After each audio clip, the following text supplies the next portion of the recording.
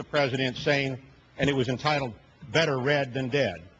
But you know, because we had a policy of peace through strength, at some point the Russians picked up the phone and they said, "Can we talk?" And when we talked, we didn't talk about a standoff or a negotiated treaty. We talked about dissembling the Russian Empire. And I remember also in those 1980s when we had the wars in Central America, and we provided that shield for that little country called El Salvador, and we provided the shield while we stood up a fragile democracy.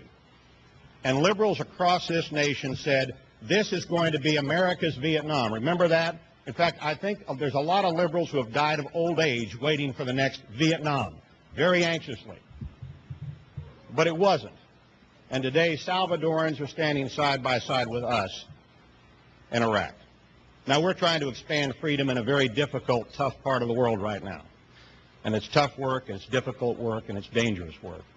But it's worthwhile.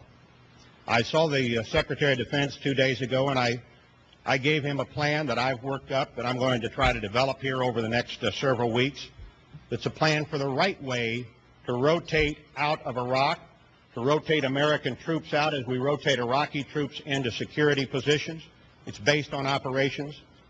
And that's the right way to hand off the security burden in Iraq.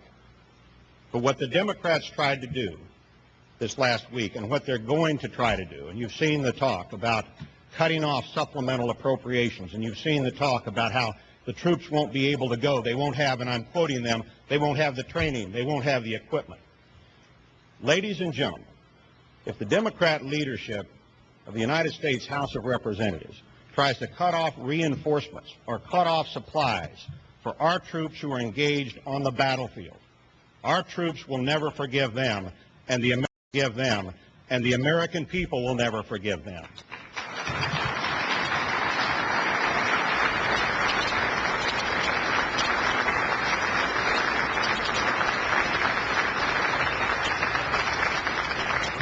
Now, ladies and gentlemen, as that morning sun continues, floods the Southwest, it reflects on what I call that thin green line of border patrolmen who secure that 2,000-mile border to the best of their ability every day.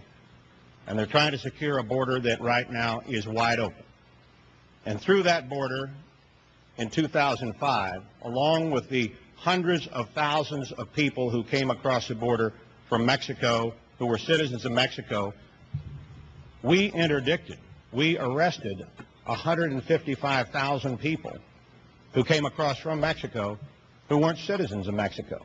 They came from virtually every country in the world. 1,100 of them came from communist China. Some came from Iran, some from North Korea.